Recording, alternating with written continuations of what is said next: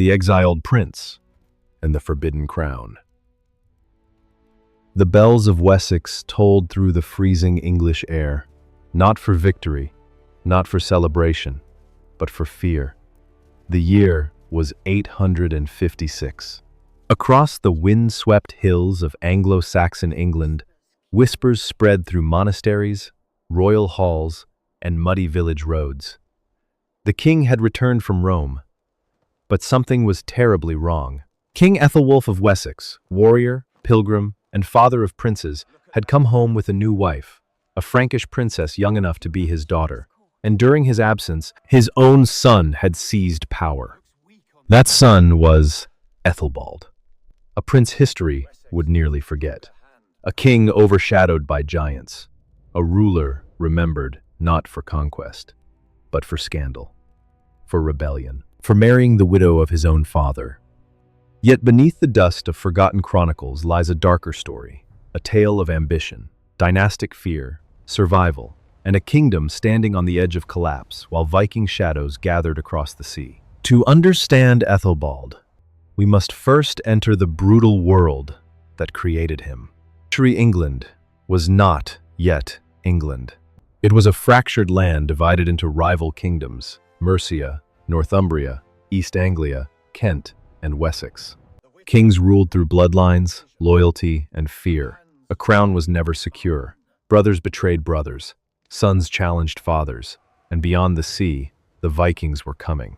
Longships sliced through northern waters like wolves emerging from darkness. Monasteries burned, priests were slaughtered, villages vanished in smoke. Entire kingdoms trembled before the growing storm. Yet among all the rulers of southern England, one king stood above the rest. Æthelwulf of Wessex, father of Æthelbald. Æthelwulf inherited a powerful dynasty forged by his father Ecgbert, the ruler who had broken Mercian dominance and transformed Wessex into the strongest kingdom south of the Humber River. Under Æthelwulf, Wessex expanded, trade flourished, alliances strengthened, and despite relentless Viking attacks, the kingdom survived. The chronicles describe him as deeply religious, a man devoted to God, a ruler who gave away portions of his wealth to secure divine protection for his people. Then, in 855, at the height of his power, Æthelwulf made a decision that stunned the kingdom. He left England and journeyed to Rome. Imagine the scene: the King of Wessex crossing the Alps, traveling through Frankish lands toward the Eternal City itself. Rome was more than a religious destination. It was prestige, legitimacy, power. A declaration that Wessex belonged among the great Christian kingdoms of Europe. Traveling beside Æthelwulf was his youngest son, Alfred, the boy history would one day call Alfred the Great.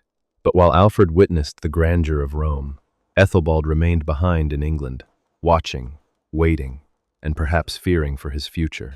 Because during the king's absence, power shifted. The kingdom itself had become divided.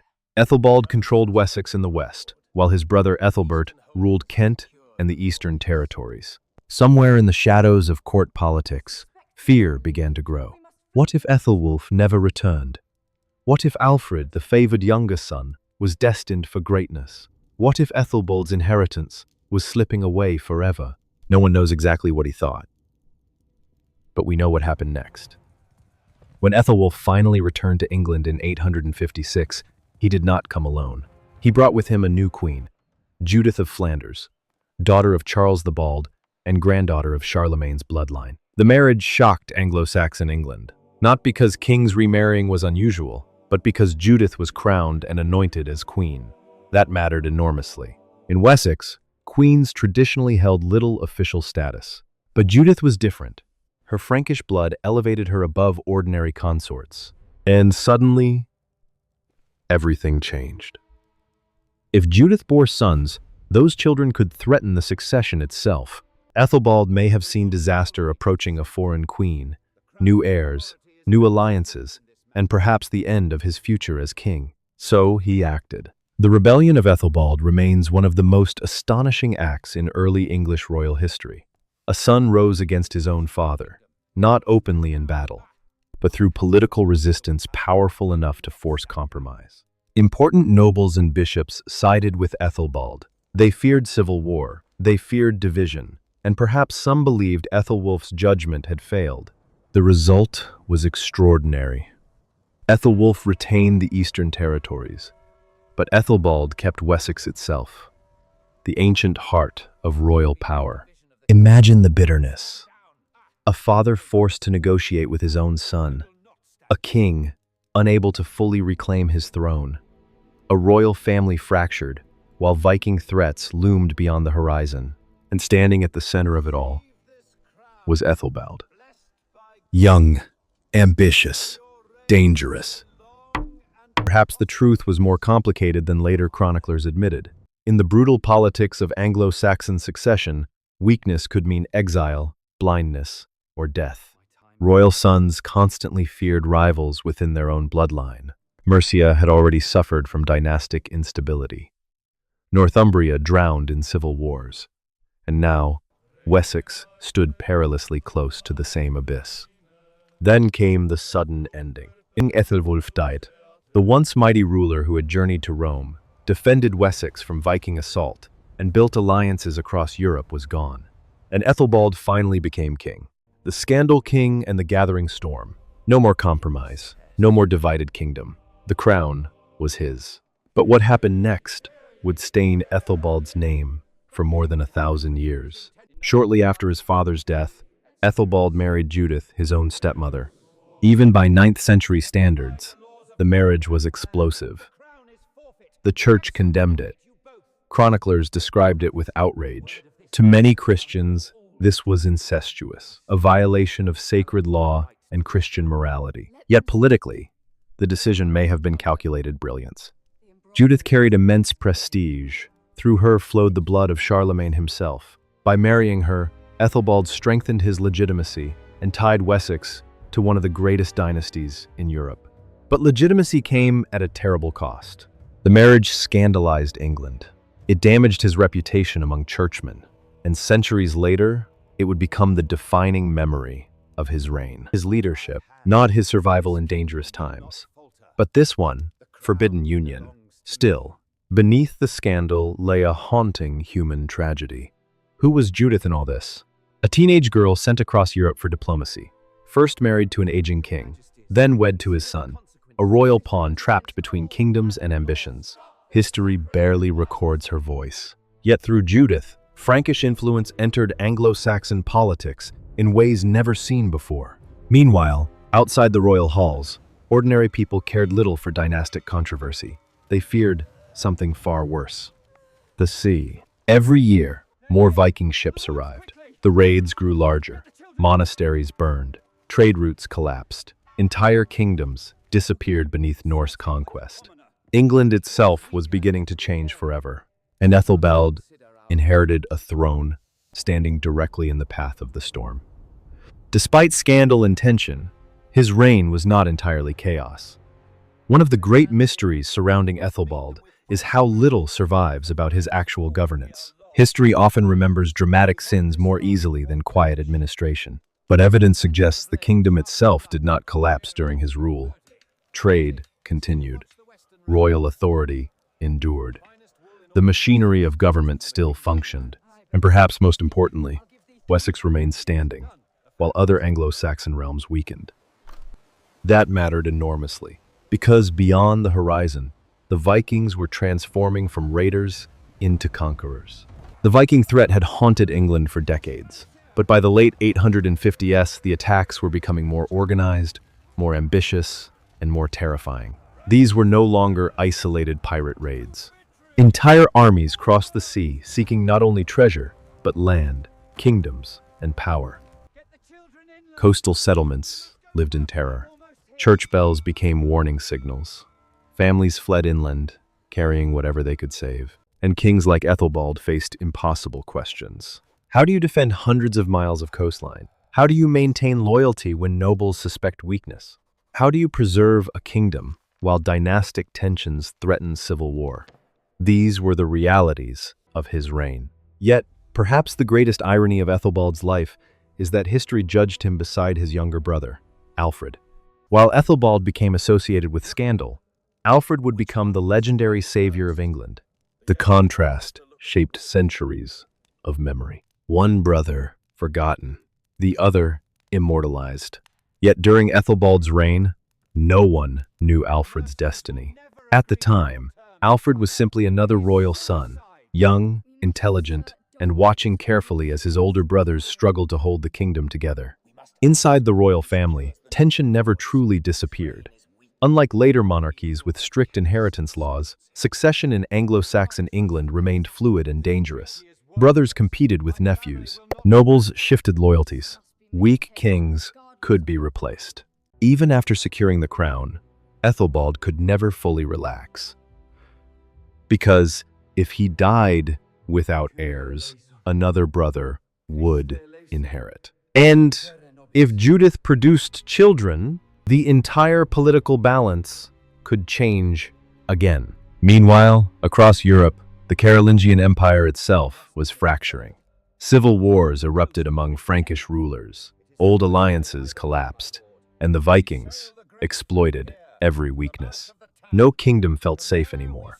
Then, suddenly, fate ended Æthelbald's story. In 860, after only 2 years as king, Æthelbald died. The cause remains uncertain. No dramatic battlefield, no assassination, no heroic final speech, just silence. A king disappearing into history almost as quickly as he arrived. He was buried at Sherborne Abbey in Dorset. Today, few visitors remember him there. No towering legend surrounds his grave. No national myths celebrate his achievements. His memory faded beneath the overwhelming shadow of Alfred the Great. Yet without Æthelbald, the story of Alfred might never have unfolded the same way. Because the dynasty survived, the throne passed peacefully to another brother, Æthelbert. The kingdom reunited, and Wessex endured long enough to face the coming apocalypse. The fall of kingdoms and the Viking apocalypse. The death of Æthelbald should have ended the crisis within the royal family. But England was entering a far darker age. An age where kings would no longer fear only betrayal from brothers, but annihilation itself. Because across the North Sea, the Vikings were preparing something unprecedented. Not a raid, not a seasonal attack, but an invasion designed to conquer entire kingdoms. After Æthelbald's death, his brother Æthelbert reunited Wessex and Kent. For a brief moment, stability returned. The scandal surrounding Judith faded. The church regained influence. But appearances were deceptive. The Viking threat had not disappeared. It had evolved. For decades, Scandinavian raiders had tested England's defenses like wolves circling prey. They learned the rivers, the coastlines, and the weaknesses between rival kingdoms. And they understood something terrifying. England was rich, divided, and vulnerable. The Anglo-Saxon kingdoms had spent generations competing against one another. Mercia sought dominance. Northumbria fractured through civil wars. East Anglia stood exposed. And now, the Vikings saw opportunity everywhere. Then came the catastrophe. In 865, the great heathen army arrived. Thousands of warriors crossed the sea, not to plunder and leave, but to stay, to conquer, to rule. Kingdom after kingdom collapsed beneath the assault. Northumbria descended into chaos. East Anglia fell. Mercia fractured. The old political order of England began to die. And suddenly, the survival of Wessex became the survival of Anglo-Saxon civilization itself. The sons of Æthelwulf became the final line of defense. First came King Ethelred. Beside him fought his younger brother Alfred. At this stage, Alfred was not yet the Great. He was simply a prince trying to survive. The years that followed became a nightmare of constant warfare. Ashdown, Reading, Basing, Maratoon, Wilton, battle after battle against Viking armies. Sometimes the Saxons won, sometimes they lost, but they never stopped fighting. And perhaps during those desperate years, Alfred remembered the dangers of division that had once torn his own family apart. Because now, there was no room left for civil conflict. The enemy stood at the gates. Then came another death. In 871, King Æthelred died, and the crown passed to Alfred. the youngest surviving son of Æthelwulf, the boy who once traveled to Rome, now burdened with defending everything that remained of Anglo-Saxon England. Yet, Alfred's early reign was a nightmare. The Vikings controlled huge sections of England. The old kingdoms had collapsed. Even Wessex itself stood near destruction. The same kingdom, once ruled by Æthelbald, now faced extinction. Then came the disaster of 878. The Viking leader Guthrum launched a surprise winter attack. Alfred barely escaped capture. The king became a fugitive, hiding in the marshes of Somerset at Athelney. It was the darkest moment in Anglo-Saxon history. Everything seemed lost. And yet, from those marshes, England would be reborn. Legend tells of Alfred disguised among common people, humbled by catastrophe and learning the suffering of his kingdom. Whether every detail is true hardly matters, because symbolically, the mighty king had been reduced to survival. And perhaps Alfred understood something his brothers never fully grasped, that England could no longer survive through old rivalries. The Anglo-Saxons needed unity. Then came the miracle. At the Battle of Edington in 878, Alfred defeated Guthrum's Viking army. It was more than victory. It was salvation. For the first time in years, the Vikings had been stopped. And from that moment forward, Alfred transformed Wessex.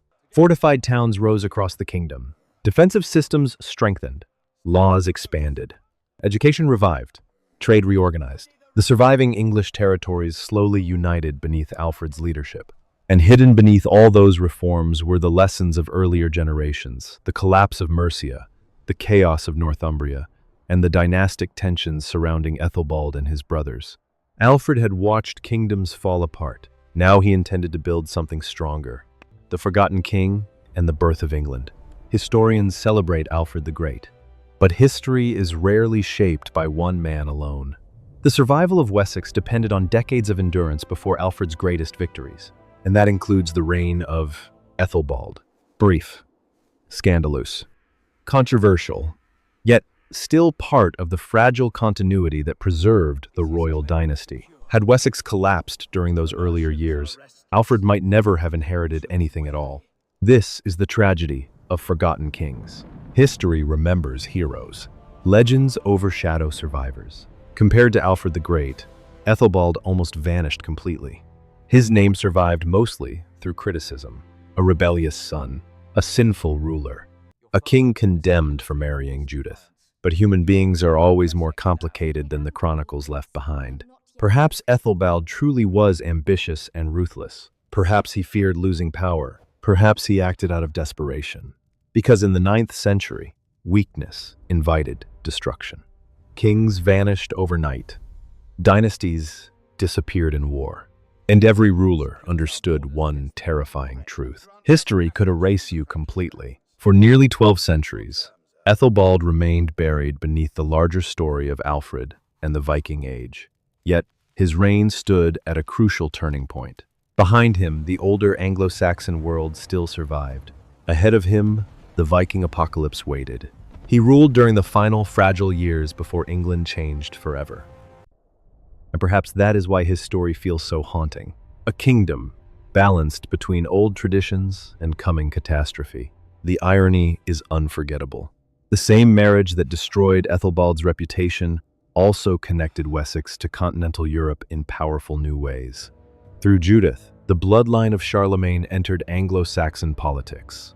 Royal diplomacy expanded beyond local rivalries, and Wessex slowly emerged onto the wider European stage. Yet Æthelbald never lived long enough to shape that future himself. No children are known from his marriage. No great reforms survive under his name. No legendary victories transformed his image. His reign feels unfinished, like a story interrupted before its meaning fully emerged. Today, most people have never heard his name. Tourists visit places linked to Alfred the Great. Historians celebrate the birth of England, but Æthelbald remains hidden in the shadows, a forgotten king standing at the edge of greatness. And perhaps that silence reveals something important. Because history seeks simple heroes and villains, but real history is far messier. It is filled with flawed people making desperate decisions inside terrifying circumstances. Æthelbald belonged to that world. The surviving records of his life are painfully thin. Fragments from chronicles, mentions of scandal, hints of political compromise. Much of his inner world is lost forever. We do not know whether he regretted rebelling against his father. We do not know whether he truly loved Judith, or merely needed the alliance she represented. The silence surrounding him is immense, and perhaps haunting precisely because of what it hides. Yet through that silence, a larger truth emerges. Æthelbald lived during the transformation of England itself. The collapse of kingdoms, the rise of Viking invasions, the emergence of Wessex as the final center of Anglo-Saxon survival. And from those violent centuries, clasped, a new England would eventually rise. Sherborne Abbey still stands today. Its ancient stones have watched empires rise and fall. Wars consume nations. And somewhere beneath that sacred ground, the forgotten king still rests. No crowds gather around his grave. No monuments celebrate his glory. Only silence remains. But silence does not mean insignificance, because history is not shaped only by legends. Sometimes it is carried forward by imperfect rulers who survive just long enough to pass the torch to someone greater. Æthelbald was one of those men. And perhaps that is the final lesson of his life. The birth of England was not shaped only by heroes like Alfred. It was shaped by generations of uncertain rulers, flawed kings, desperate survivors, and families struggling against collapse. The story of Æthelbald reminds us that history's forgotten figures were still human beings, afraid, ambitious, hopeful, trapped inside events larger than themselves. And though his reign lasted only 2 years, its echoes survived in the kingdom that followed. As the Viking Age reshaped Britain, as Alfred forged resistance, and as the dream of a united England slowly emerged, the memory of Æthelbald faded further into shadow. Yet his life remains part of that larger story, a missing piece in the violent birth of a nation. A king history nearly erased, but not completely, because somewhere in the surviving chronicles, in the silent abbey stones, and in the dynasty that endured beyond him, Æthelbald of Wessex still lives, the rebel prince, the scandal king, the forgotten ruler caught between dynasty and disaster, standing forever at the edge of England's destiny.